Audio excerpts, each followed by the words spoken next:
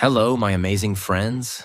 Today, we start the story of a small shop that grew into a name you see on phones, TVs, fridges, and even in space technology.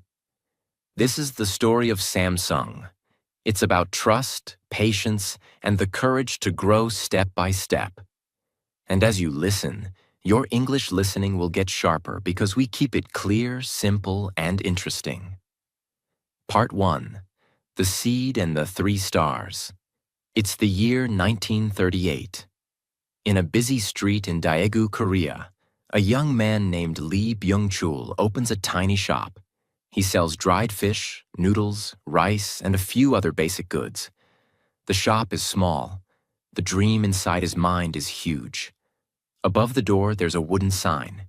It says Samsung, a Korean word that means 3 stars. 3 stars to him mean big, bright, and lasting. That's his goal. Lee knows something very important. People come back to the place they trust. If the fish is fresh, if the noodles are clean, if the delivery is on time, customers will return. So he checks everything himself. If the fish smells wrong, he sends it back. If the rice is low quality, he refuses it. Every customer leaves happy. They tell friends, "Go to Samsung." They are honest. Trust becomes his real product. Then, war comes to Korea. The streets are dangerous. Trains stop running. Prices change every day. Many businesses close. But Lee refuses to give up. He changes what he sells depending on what people need most.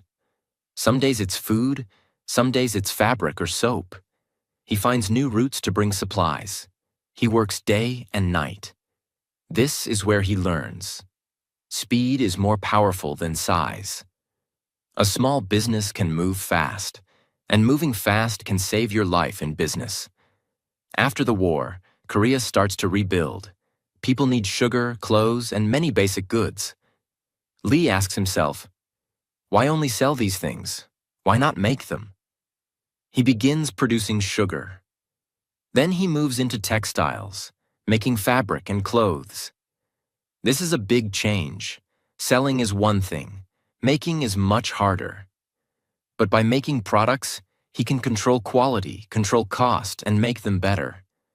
He learns factories, workers, schedules, and planning ahead.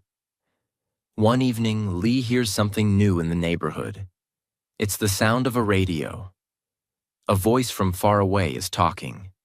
Families gather to listen. Not long after, someone brings home a television.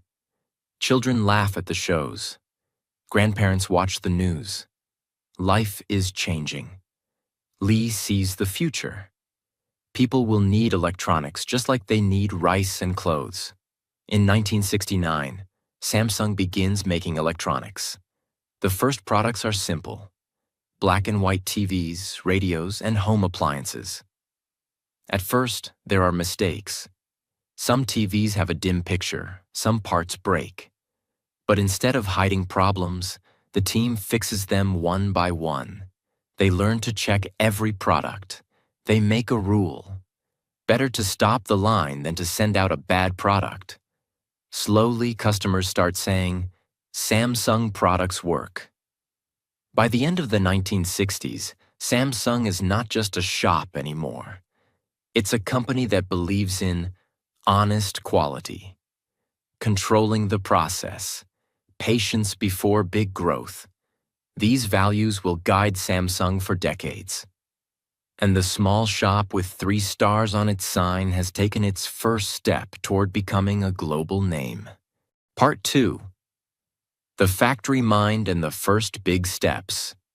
The 1960s had ended with a big change for Samsung. The little trading shop had now become a company that was making its own products: sugar, textiles, and now electronics. Black and white TVs, radios, and basic home appliances had started to leave Samsung's small assembly rooms. But this was just the beginning. Making electronics was a completely different world compared to selling dried fish or making sugar. It was more precise, more technical, and more competitive. The company was about to enter a game where mistakes could be deadly for a brand. When you walked into Samsung's first electronics factory in the early 1970s, you'd smell a mix of oil, fresh paint, and warm metal. Rows of workbenches were neatly lined up. On each bench sat radios, TV parts, and boxes of tiny screws. Young workers in clean white coats and caps moved carefully, almost like nurses in a hospital. Every part was checked by hand. Every wire was placed exactly where it belonged. A single mistake could mean the whole product would fail. Lee Byung-chul made one thing very clear. We will not be the fastest, but we will be the most careful. In the early days, not everything worked perfectly. Some TVs came back with fuzzy pictures. Some radios made strange noises after a few weeks. Some refrigerators had doors that didn't close properly. Instead of hiding these problems, Samsung did something different. They opened the broken products on a special table. The engineers and workers stood around looking inside. What went wrong? They asked. They took notes. They redesigned parts. They checked suppliers. Every mistake became a lesson. And slowly, these lessons started to shape Samsung's factory mind. The habit of always improving, always checking, always asking, can this be better? By the mid-1970s, Samsung's TVs and appliances were selling well in Korea. But Lee was thinking bigger. He knew that the real test was not just to sell in your own country. The real test was to export, to send your products to other countries and win customers there. So Samsung started looking for opportunities in Asia, the Middle East, and Europe. Exporting was not easy. Different countries had different rules, different tastes, and different price expectations. For example, some countries preferred bigger TV screens. Some wanted radios with better sound for music. Others wanted cheaper models with fewer features. Samsung had to learn to adapt to each market. This was a new skill, not just making products, but making the right products for the right people. One of Samsung's early big moments came when they secured deals to supply TVs to other Asian markets. These were not luxury TVs. They were affordable, simple models that worked well and lasted long.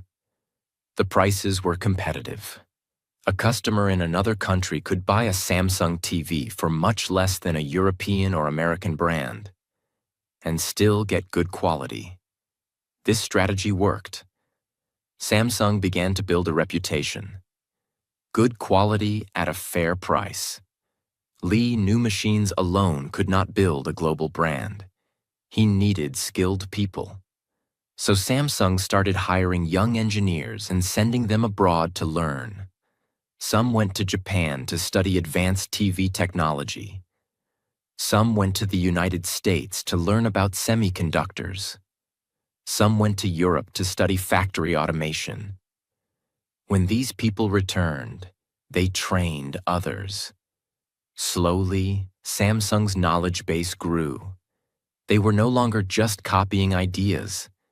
They were starting to design and improve their own. In the late 1970s and early 1980s, Samsung didn't just stick to TVs and radios. They began making washing machines, refrigerators, air conditioners, microwaves. Each product line had its own challenges. For example, making a refrigerator was not just about cooling food. It was about keeping the temperature stable, making it energy efficient, and ensuring it would last for years without breaking. Samsung tested each product in different conditions: hot weather, cold weather, dusty air, humid air. If it worked in all these conditions, they released it. By the early 1980s, Samsung was no longer just a Korean company. They were slowly becoming a global player. But Lee knew the truth. To be truly global, they had to master technology, not just assembly. And that meant entering the world of semiconductors, the tiny chips that power electronics. Most people at the time thought this was crazy.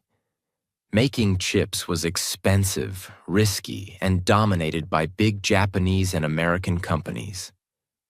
But Lee believed that without controlling the heart of the product, Samsung would always be behind. So, in 1983, Samsung made its first step into semiconductor manufacturing. It was a huge investment, costing millions of dollars. And it scared many people inside the company. But Lee had a clear vision. If we don't enter this now, we will regret it forever. Workers remember those days as intense but exciting. The new chip factories ran almost 24 hours a day. Technicians worked in clean rooms, special spaces where the air was filtered so no dust could touch the delicate chips. They wore full-body suits, gloves, and masks. It felt more like a science lab than a factory. Every batch of chips was tested again and again. Failures were common in the beginning, but slowly the success rate improved. Samsung began to make chips good enough to sell internationally. By the mid-1980s, Samsung's name was starting to appear in tech magazines abroad. Not only for TVs and fridges, but for their growing ability in semiconductors. This was the foundation for everything that would come later: computers, smartphones, and more. Samsung had moved from being just a manufacturer to becoming a technology company, and the culture of improvement, discipline, and bold risk-taking was now deeply part of their DNA. By the mid-1880s, Samsung was no longer just a Korean company. They were making TVs, refrigerators, washing machines, microwaves, and, most importantly, semiconductors. The world was starting to notice them. But inside the company, there was a big problem. Yes, Samsung's products were selling. Yes, they were expanding. But compared to Japanese brands like Sony, Panasonic, and Sharp, Samsung was still seen as cheap but not premium. Many customers in other countries thought, Samsung products work, but they're not as good as Japanese ones. This was dangerous. Once people think your brand is low quality, it's hard to change their minds. And if you want to compete globally, your name must mean excellence, not just affordability. Lee Byung-chul understood this, but in 1987, he passed away. The leadership went to his son, Lee Kun-hee. This man would change everything. Lee Kun-hee was not loud or flashy. He was quiet, observant, and incredibly focused. He believed that Samsung's future depended on changing its culture from the inside. In the early 1990s, he traveled around the world to see how other companies worked. He visited stores in Europe, factories in Japan, and tech hubs in America. What he saw shocked him. In many places, Samsung products were placed on the lowest shelves in stores, literally below the eye level of customers. Meanwhile, brands like Sony were in the best spots, proudly displayed with premium prices. Lee Kun-hee knew this could not continue. He had to transform Samsung into a premium global brand. In June 1993, Lee Kun-hee called his top executives to a hotel in Frankfurt, Germany. They expected a short business meeting. Instead, they got a 10-day marathon discussion.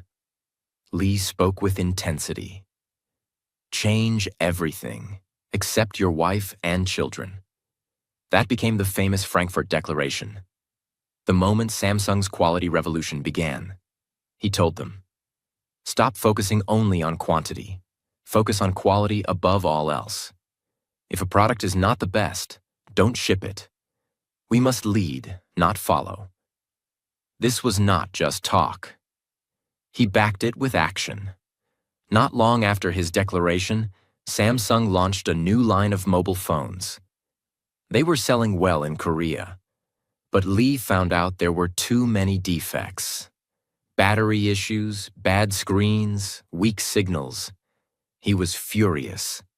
He ordered 150,000 defective phones to be burned in front of the employees. It happened in 1995 at a Samsung factory.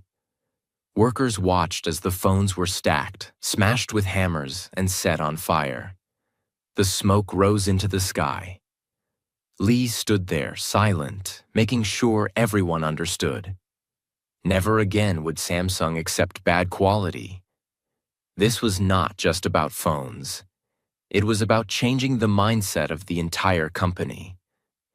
After Frankfurt, Samsung invested heavily in training. Engineers learned advanced manufacturing techniques. Designers studied international trends. Factory workers were taught strict quality control methods. Even managers were sent abroad to understand global markets. This was expensive. Millions of dollars spent on education instead of just production. But Lee knew it would pay off. By the mid-1990s, the changes were showing results. Samsung's TVs were winning design awards. Their semiconductors were becoming some of the best in the world. They started selling premium home appliances that could stand next to Japanese products in quality. In 1996, Samsung entered the mobile phone market seriously. These early phones were basic compared to today's smartphones, large with small screens and physical buttons. But they were reliable, and customers started to notice. Then disaster struck. The Asian financial crisis hit in 1997. Currencies collapsed. Companies went bankrupt. Many people lost their jobs. Samsung was hit hard. Their debt grew, and the company had to cut costs fast. Lee Kun-hee made painful decisions. He sold off non-core businesses. He focused on electronics, engineering, and chemicals, the areas with the most potential. Thousands of employees were let go, but those who stayed were trained even harder. This crisis became another turning point. It forced Samsung to be lean, efficient, and sharper than ever. By the end of the 1990s, Samsung had survived and come out stronger. They were no longer just a cheap alternative brand. They were becoming a serious competitor to the biggest names in electronics. Their semiconductors were world-class. Their TVs were winning international awards. And their mobile phones were starting to get attention outside Korea. Samsung had entered the new century ready for battle. Part 3. From Crisis to Global Rise. The Asian financial crisis had shaken the walls of Samsung. Factories that once ran day and night were slowed. Some projects were cut. Workers left with heavy hearts. But Lee Kun-hee saw the crisis differently. To him, it was not just a wound. It was a wake-up call. If Samsung wanted to be untouchable, it had to become stronger than ever. And this meant one thing: focus. Samsung had fingers in many industries: construction, insurance, retail, and more. Lee made a bold decision. We cannot be the best at everything. We must be the best at something. He chose 3 areas to dominate: electronics, phones, TVs, appliances; engineering, infrastructure, heavy industries; chemicals, materials for technology and manufacturing. Everything else? Sold, shut down, or merged. It was painful. Some parts of the company had been there for decades. But this laser focus was the reason Samsung would later stand shoulder to shoulder with the world's biggest brands. While customers knew Samsung for TVs and home appliances, something far more powerful was happening quietly. Samsung was becoming a giant in semiconductors, the tiny chips inside computers, cameras, and eventually smartphones. Memory chips like DRAM and NAND flash were the gold of the tech world. Every device needed them. And here's the genius. Samsung wasn't just making chips for themselves. They were selling them to everyone, even competitors. If you bought a Dell laptop or a Canon camera, chances were that Samsung made the memory inside it. This gave Samsung billions of dollars in revenue, control over one of the most expensive, important parts of electronics, a seat at the table with the biggest tech companies in the world. By the early 2000s, Samsung had become the #1 memory chip maker on Earth. While the brain of electronics was in chips, the face was in the screen, and Samsung wanted to own that too. In the 1990s, most TVs and monitors were bulky boxes with glass screens, but a new technology, LCD, liquid crystal display, was emerging, thin, light, and clear. The problem? It was expensive. Many companies hesitated to invest heavily. Samsung didn't. They built huge LCD factories, betting that one day every screen in the world would be flat. By 2005, Samsung was a global leader in LCD panels. Not just for their own products. Other companies bought their screens too. Even rivals sometimes had Samsung inside without showing the name. While Samsung was winning in chips and screens, one battlefield was still uncertain. Mobile phones. Nokia and Motorola were the kings. They had style, reliability, and global reach. Samsung was seen as fine.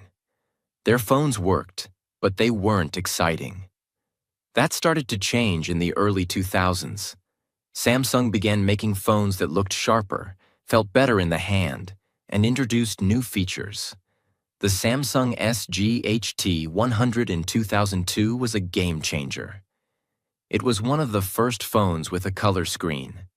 Bright, vibrant, and different from the dull green displays people were used to. Suddenly, Samsung wasn't just following. They were adding style to their technology. But Lee Kun-hee knew something important. In the global market, brand image is as powerful as technology. In 2002, Samsung launched a new brand identity. Clean logos, sleek advertising, sponsorships of big events like the Olympics. The message was clear. Samsung was no longer the affordable option. It was a premium technology brand. The mid-2000s brought a storm in the mobile world. Companies started experimenting with touchscreens, internet on phones, and app-like features.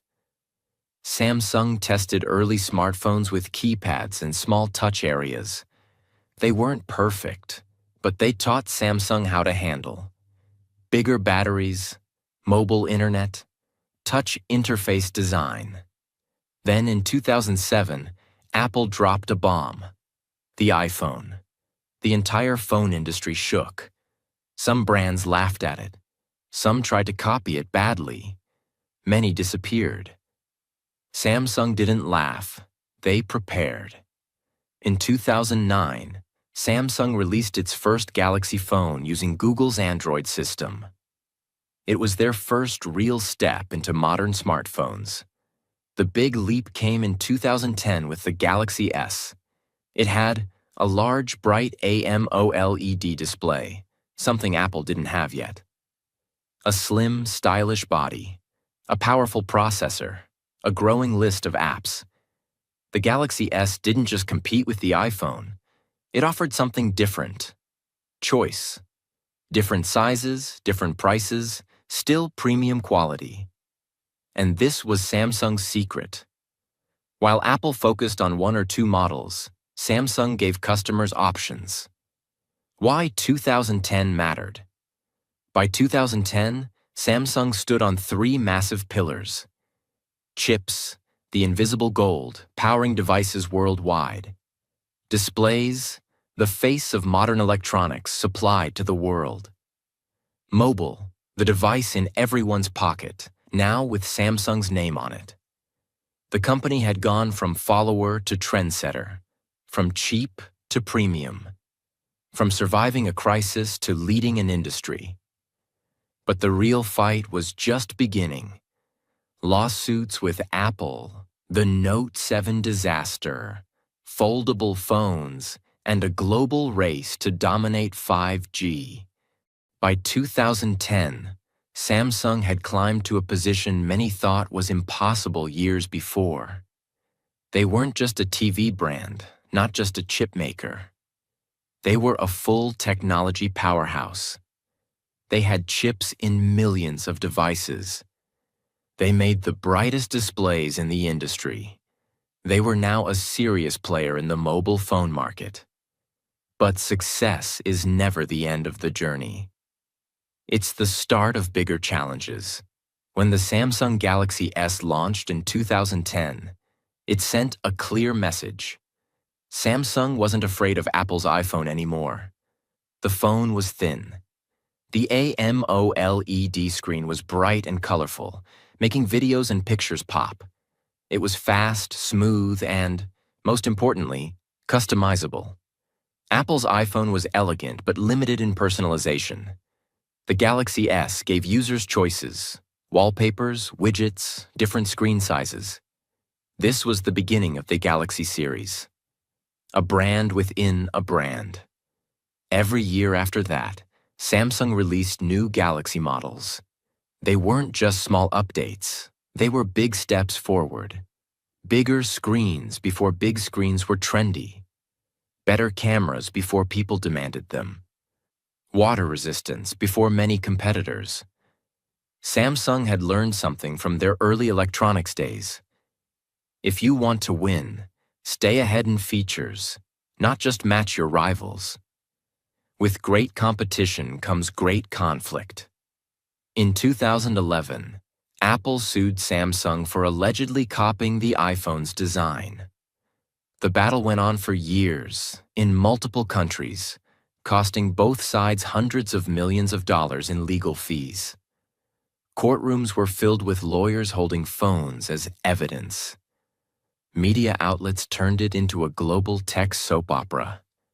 Samsung didn't back down. They countersued Apple for infringing on their technology patents. While lawyers fought, Samsung engineers kept working on the next Galaxy. The legal war may have been a distraction, but in the public's eyes, it meant one thing. Samsung was now in Apple's league. By 2012, Samsung wasn't just surviving the smartphone race, they were leading it. The Galaxy S3 was a global hit. Its slogan, "Designed for Humans," was everywhere. It sold over 70 million units. For many, this was their first smartphone. It was powerful but approachable, stylish but practical. And unlike Apple, Samsung offered a wide range of phones, from affordable models to premium flagships. This allowed them to reach billions of people, not just the high-end market. In 2011, Samsung did something people thought was crazy. They released the Galaxy Note. It was huge for the time, with a 5.3-inch screen when most phones were around 3.5 inches. It came with a stylus, S Pen, something people thought was outdated. Critics laughed. They called it too big to be a phone. But customers loved it. It was the first real phablet, a phone-tablet hybrid. Artists, business people, and tech lovers embraced the larger screen. The Note line became one of Samsung's biggest successes. While everyone saw Samsung's flashy phones and TVs, most people didn't know another secret. Samsung was supplying key parts to other companies. They sold OLED displays to other phone brands, processors to companies like Apple, memory chips to almost every tech giant. This meant that even if someone bought a competitor's device, Samsung might still make money from it. It was like being the chef for the whole industry, not just running your own restaurant. By 2015, Samsung's designs had evolved. The Galaxy S6 introduced a premium glass and metal build. The Galaxy S7 perfected water resistance and camera performance. Reviewers called the S7 the best smartphone in the world at the time. Sales were massive. Samsung was on top of the world. Then came 2016, and one of the biggest crises in Samsung's history. The Galaxy Note 7 was supposed to be their masterpiece, powerful, stylish, with top-of-the-line features. But shortly after launch, reports started coming in. Some devices were catching fire due to battery defects. Flights banned the phone. News channels played footage of burnt devices. Memes and jokes spread online. Samsung tried to recall and replace the phones with safe versions. But even some replacements caught fire. In the end, Samsung had no choice but to cancel the Note 7 entirely. It cost them over $5 billion in losses. Worse, their reputation was on the line. Samsung responded fast. They apologized publicly, launched a new 8-point battery safety check, and became more transparent about quality testing. They promised to win back trust. Not with words, but with action. The next Note model, the Galaxy Note 8 in 2017, was a success. It showed that Samsung could recover from disaster stronger than before. Between 2017 and 2018, Samsung's flagship phones, the Galaxy S8, S9, and Note 9, featured infinity displays with no bezels, edge-to-edge curved glass, enhanced cameras with low-light magic. Samsung was no longer just competing with Apple. In some areas, they were leading the industry. The Note 7 disaster could have ended Samsung's dominance. Many companies never recover from such a public failure. But Samsung's response, quick recalls, safety reforms, better designs, turned a weakness into proof of strength. Customers saw a company willing to admit mistakes and fix them. And that is why, by 2018, Samsung still held the crown as the world's largest smartphone maker. Part 4. The Future Unfolds, 2019 to today. By the end of 2018, Samsung stood tall. They had survived disasters, defeated giants, and proven they could rise again from any fall. They were the world's largest smartphone maker, a leader in TVs, chips, and displays. But the tech world doesn't stop. If you pause, even for a moment, someone else will take your place. Samsung knew this. They had to think beyond today. 2019 wasn't just another year. It was the beginning of a new technology race. 5G networks promised faster internet than anything before. AI, artificial intelligence, was becoming part of daily life. And Samsung wanted to launch something no one else dared: foldable smartphones. For years, engineers in Samsung's secret labs had been working on bendable displays. They wanted a phone that could fold like a book, giving you a small device in your pocket, but a tablet-sized screen when opened. In early 2019, they finally showed the world the Samsung Galaxy Fold. It looked like science fiction brought to life. But there was a problem. Just before launch, reviewers found issues with the Fold screen. Some displays broke after just a few days of use. It was a nightmare Samsung didn't want. Another public embarrassment, right when they were still proving their strength after the Note 7 crisis. But instead of hiding, Samsung delayed the launch, fixed the problems, and released an improved version months later. It was a clear message. We will not rush. We will not hide. We will make it right. While working on foldables, Samsung was also racing ahead in 5G technology. They launched some of the world's first 5G smartphones and helped build 5G network equipment in multiple countries. This wasn't just about faster YouTube videos. It was about powering self-driving cars, remote surgeries, and smart cities. By controlling both the devices and the infrastructure, Samsung secured its role in the future of global communication. Samsung didn't just focus on phones. They kept dominating other tech sectors. TVs, pushing 8K resolution, QLED technology, and ultra-thin designs. Chips, supplying memory and processors to the world's biggest brands. Appliances, smart fridges, AI-powered washing machines, and connected home devices. They weren't just a phone company. They were an ecosystem, a network of products that worked together, from your kitchen to your office to your car. In 2020, COVID-19 shook the world. Supply chains broke, factories shut down, many companies collapsed. Samsung faced massive challenges, keeping workers safe, securing parts for devices, and adjusting to the sudden spike in demand for home electronics. People now needed better phones for video calls, bigger TVs for home entertainment, laptops and tablets for remote work and school. Samsung quickly shifted production priorities to meet these needs. They showed once again that speed and flexibility win in a crisis. After fixing early foldable problems, Samsung went all in.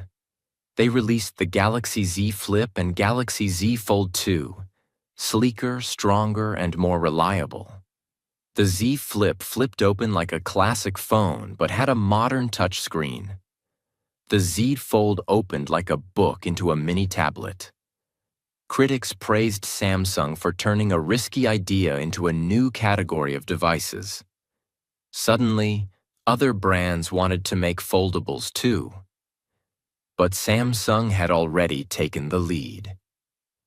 Behind the scenes, Samsung's semiconductor business was bigger than ever. They weren't just making memory chips now. They were producing advanced processors that competed directly with Intel and TSMC. These chips powered everything from smartphones to servers running the internet. Even companies competing against Samsung in phones were buying chips and screens from Samsung. It was the ultimate strategy. If we don't sell them the device, we'll sell them the parts to make it. The smartphone market had changed. Chinese brands like Huawei, Xiaomi, and Oppo were rising fast. Apple was still a strong rival, but Samsung held its position through constant innovation, wide price range, from budget phones to luxury flagships, strong after-sales service and global presence. They made sure a Samsung phone could be found in almost every country on Earth. In recent years, Samsung has also focused on environmental responsibility. They've reduced plastic packaging, invested in recycling programs, and developed energy-efficient products. They even created programs where old phone parts are reused to make new devices. This isn't just about saving the planet. It's about building trust with the next generation of customers who care about sustainability. Looking back, Samsung's story is a masterclass in resilience, surviving war, financial crises, and product disasters. Adaptability, moving from trading dried fish to making cutting-edge foldable phones. Vision, investing in chips, screens, and networks before others saw their value. Quality, from burning defective phones to building world-class safety checks.